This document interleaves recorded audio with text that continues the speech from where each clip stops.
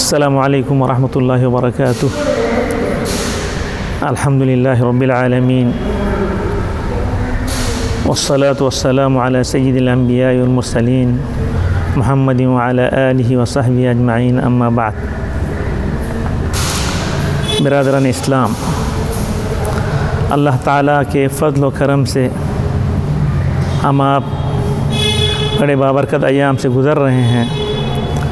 آج یوم عرفہ ہے، جس دن شیطان سب سے زیادہ درماندہ اور عاجز اور بڑا بے بس نظر آتا ہے، اس لیے کہ حجاج کرام میدان عرفات میں پہنچ کر اپنے رب غفور کے پاس اپنی مغفرت حاصل کرنے کے لیے لگے رہتے ہیں اور اللہ سے آہوداری میں لگے رہتے ہیں، تو شیطان اپنے سر پر مٹی ڈالتے ہوئے مایوس سب سے زیادہ اس دن ہوتا ہے۔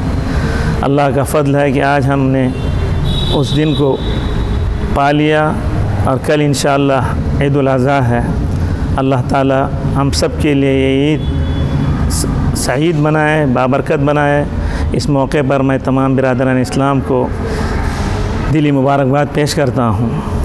دیکھیے، عید ایک خوشی کا دن ہے، ہر سال آتی ہے، عاد یعود کے معنی لوٹنے کے آتے ہیں، بار بار لوٹ کر آتی ہے، اس لیے اس کو عید کہا جاتا ہے۔ لیکن اسلام نے جتنی بھی خوشی کے موقع ہیں، ہر موقع پر ہمیں سب سے پہلے اللہ کی بڑائی اور کبریائی کا حکم دیا ہے۔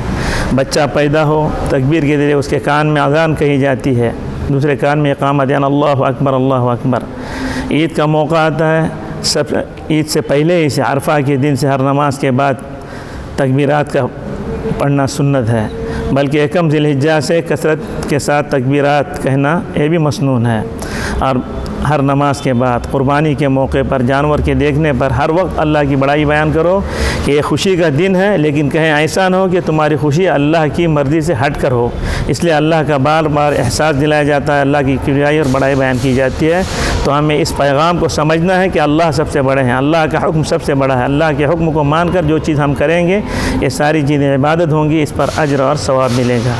عید کے دن کے مسنونات، سب سے پہلے عید کی دوگانہ ادا کی جاتی ہے۔ چونکہ بارش کا موسم ہے، اس لیے مساجد میں عید کی نمازیں ادا کی جائیں گی، جیسے کہ عیدگاہ انتظام کمیٹی کی طرف سے اعلان ہوا اس کے مطابق ہوگی۔ عید کی نماز کے لیے جاتے ہوئے آدمی کو غسل کر کے، نہا دھو کر، خوشبو کا استعمال کرتے ہوئے اچھے لباس میں جانا مسنون ہے، تاکہ ایک دوسرے سے ملنے میں لوگوں کو فرحت اور انبساط حاصل ہو کہ کہیں ہماری بدبو سے یا ہمارے گندے کپڑوں سے دوسروں کو گھن نہ آئے۔ تو اس لیے اسلام نے ہر مجمع کے موقع پر عطر اور خوشبو کے لگانے کو مسنون قرار دیا، تاکہ ایک دوسرے کے ساتھ انس بڑھے اور ایک دوسرے کو کسی سے تکلیف نہ ہو۔ تو یہاں تک لحاظ رکھا گیا۔ اور عید کے موقع پر عید کی دوگانہ جو ادا کی جاتی ہے، اس کا طریقہ بیان کیا جاتا ہے، سب جانتے ہی ہیں۔ تو عید کے دوگانے کے بعد سب سے افضل کام قربانی کا کرنا ہے۔ اللہ نے جس کو وسعت دی ہے، جس کو استطاعت دی ہے، وہ اپنی طرف سے اور اپنے گھر والوں کی طرف سے کر سکتا ہے، تو سب کی طرف سے کرے۔ اگر اتنی گنجائش نہ ہو تو اپنی طرف سے کر لیں، تاکہ عید کی قربانی کی ایک سنت ادا ہو سکے۔ قربانی کی سنت، اس کے پیچھے کیا عوامل کار فرما ہے، اس کو آپ غور کریں گے تو معلوم ہوگا۔